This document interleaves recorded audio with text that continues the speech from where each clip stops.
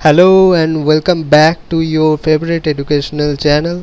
তো আজকের এই ভিডিওতে আমি তোমাদের West Bengal board of secondary এডুকেশনের দশম শ্রেণীর পাঠ্য বইয়ের তা একটা গল্প সেটা পড়াবো। সেটা হচ্ছে ফাদার্স হেল্প। এটার তিনটে ইউনিট বা কতগুলো ইউনিট রয়েছে বোধহয়, সেগুলো এক এক করে আমরা আমাদের পরবর্তী ভিডিওতে কভার করব। তো আজকে আমি তোমাদেরকে ইউনিট 1টা পড়াবো এখানে। তো শুরু করা যাক আজকের ভিডিওটা। এখানে প্রথমে উপরে একটা the author and the text সম্পর্কে একটা ডিটেলস দেওয়া আছে, এটা আমরা পড়ি কি লেখা আছে। আচ্ছা, প্রথমে বলে রাখি ফাদার সেলফ এটা হচ্ছে আর কে নারায়ণের লেখা। আর কে নারায়ণ হলো এই গল্পটার লেখক। তো শুরু করছি। R K Narayan is one of the leading figures of early Indian literature in English. R K Narayan হলো এমন একজন বিখ্যাত ব্যক্তি বা ভারতীয় ইংরেজি সাহিত্যের বিখ্যাত ব্যক্তিদের মধ্যে একজন। তার জন্ম হয়েছিল 1906 এবং মৃত্যু হয়েছে 2001-এ। His notable works include Malgudi Days and the Guide. তার বিখ্যাত কাজগুলির মধ্যে দুটি কাজ হলো মালগুডি ডেইজ এবং the Guide. He was awarded the Sahitya Akademi award in 1958 for the Guide. তাকে সাহিত্য একাডেমি অ্যাওয়ার্ডও দেওয়া হয়েছিল 1958 খ্রিস্টাব্দে দ্য গাইড লেখাটির জন্য। The story and edited excerpted from Malgudi Days. আমরা যেই গল্পটা এখন পড়ব সেটা হচ্ছে তার লেখা মালগুডি ডেইজের একটা অংশ। Is about a young boy called Swaminathan who is unwilling to go to school. এই গল্পটা হচ্ছে একটা ছোট্ট বালক যার নাম স্বামীনাথন। তা সে হচ্ছে আর কি বিদ্যালয়ে যেতে চাচ্ছে না, এরকম একটা ঘটনার উপর লেখা এই গল্পটা। But is forced by his father to attend school. কিন্তু তার বাবা তাকে জোর করে স্কুলে পাঠিয়ে দিল। The story explores how through the events that follow Swami's original reservations about his teacher Samuel get transform considerably. গল্পটা আস্তে আস্তে এক্সপ্লোর করে যে কিভাবে স্বামীর যে ধারণা ছিল তার একজন শিক্ষক স্যামুয়েল যার নাম, তার প্রতি তার ধারণাটা কিভাবে আস্তে আস্তে পরিবর্তন হয়, যেটা আমরা গল্পটা পড়লে পরে বুঝতে পারবো আস্তে আস্তে। তো গল্পে চলে আসি আমরা। Unit 1। Lying bed Swami realised with a shudder that it was Monday morning. বিছানায় শুয়ে স্বামীর একটু কাঁপুনি হচ্ছিল এবং সে বুঝতে পেল যে এটা এখন হচ্ছে সোমবারের সকাল। It looked as though only a moment ago it was Friday. যদিও কিছুক্ষণ আগেও তার মনে হচ্ছিল যে এটা বোধহয় শুক্রবার ছিল। অলরেডি মন্ডে ওয়াজ হিয়ার, কিন্তু সোমবার অলরেডি চলে এসেছে। He hoped he did not have to go to school. সে আশা করছিল যে তার যাতে স্কুল না যাওয়া হয় আজকে।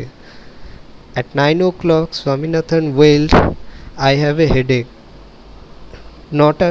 সকাল 9টার সময় সে হাহাকার করে উঠল, তার আজকে মাথা ব্যথা হচ্ছে।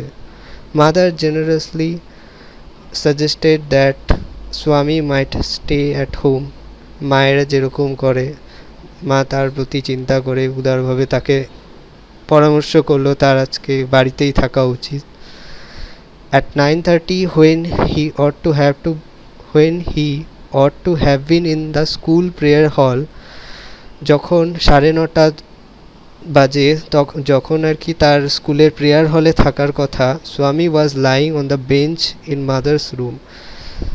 স্বামী শুয়েছিল তার মায়ের ঘরের একটা বেঞ্চের উপরে, যেটা পাতা ছিল তার মায়ের ঘরের মধ্যে। ঠিক আছে। তো father asked him, have you no school today?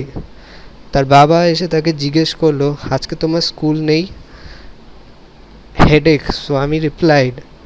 তার বাবা বলল না, স্বামী বলল যে আমার মাথা ব্যথা করছে। তারপর তার বাবা বলল, nonsense, dress up and go. আর বেশি আজে বাজে কথা বলো না, এখনই স্কুলের পোশাক পরো এবং বিদ্যালয়ে যাও। তারপর হেডেক, সে চিৎকার করে বলল মাথা ব্যথা করছে। তার বাবা তারপর বলল loaf about less on Sundays and you will be without headache on Monday. রবিবার এদিক ওদিক উদ্দেশ্যহীনভাবে ঘুরে বেড়াবে আর তারপর বলবে সোমবার তোমার মাথা ব্যথা করছে। তারপর স্বামী new how strict his father could be. স্বামী জানতো তার বাবা কতটা কঠোর। So he changed his tactics, তাই তার কৌশল সে পরিবর্তন করলো স্বামী। I can't go so late to the class. আমি এত দেরি করে ক্লাসে যেতে পারবো না, সে তার বাবাকে বলল। এখানে তোমরা এই দৃশ্যটা দেখতে পারো। এখানে তার বাবা রয়েছে এবং স্বামী তার মায়ের ঘরে যে বেঞ্চটা পাতা ছিল তার উপর শুয়ে আছে। তারপর you will have to, it is your own fault. তার বাবা তাকে বলল তোমাকে যেতেই হবে, এটা তোমার দোষ। What will the teacher think if I go so late. শিক্ষক মহাশয় কী মনে করবেন আমি যদি এত দেরি করে যাই বাবা, তুমি আমাকে বলো। Tell him you had a headache and so you are late. তাকে বলবে যে তোমার মাথা ব্যথা করছিল তাই তুমি আজ দেরি করে বিদ্যালয়ে এসেছো। He will scold me if I say so. স্বামী বলল সে আমাকে বকাবকি করবে যদি আমি এরকমটা বলি। Will he, let us see what is his name. তার বাবা বলল সত্যি কি তাই এরকম বলবে, কী নাম তার? স্যামুয়েল। স্বামী বলল তার নাম হচ্ছে Samuel. Does he always scold the students. সে কি সবসময় ছাত্রদেরকে এভাবেই বকাবকি করে? He is a very angry man. He is specially angry with boys who come in late. সে খুবই একজন রাগী মানুষ। সে বিশেষ করে যারা ছাত্র আছে তাদের সাথে আরও রাগারাগি বেশি করে যারা দেরি করে আসে। I would not like to go late to Samuel's class. আমি এই জন্য স্যামুয়েল, যিনি আমার শিক্ষক, তার বিদ্যালয়ে দেরি করে যেতে পছন্দ করি না তার ক্লাসে। এটা স্বামী বলল। If he is so angry why not tell your headmaster about it. যদি সে এরকমই রাগী হয়ে থাকে তাহলে তোমরা তোমাদের প্রধান শিক্ষককে এরকমটা জানাওনি কেন? They say that even the headmaster is afraid of him. তারা বলে যে প্রধান শিক্ষক মহাশয় নিজেই তাকে অনেকটা ভয় পায়। এখানে ওয়ার্ড নেস্ট রয়েছে শাডার, মানে shaking of body caused by fear, অর্থাৎ ভয়ে যখন কাঁপুনি হয় কারোর, সেটার মানে হচ্ছে শাডার। লোয়াফ মানে move around in idol manner, অর্থাৎ উদ্দেশ্যহীনভাবে এদিক ওদিক ঘুরে বেড়ানোকে লোয়াফ বলে। তো আজকের এই ভিডিওতে আমি তোমাদেরকে এই প্রথম গল্প ক্লাস 10-এর টেক্সট বুকে যেটা রয়েছে ফাদার সেলফ, তার ইউনিট 1টা এক্সপ্লেন করলাম। এরপর পরবর্তী ভিডিওতে আমরা পরবর্তী যে ইউনিটগুলি রয়েছে সেগুলো আলোচনা করব। তো ভিডিওটি ভালো লাগলে অবশ্যই ভিডিওটিতে একটি লাইক দিয়ে দেবে এবং কমেন্টে তোমাদের কিছু জানার থাকলে জিজ্ঞেস করতে পারো এবং অবশ্যই আমার চ্যানেলটা সাবস্ক্রাইব করবে।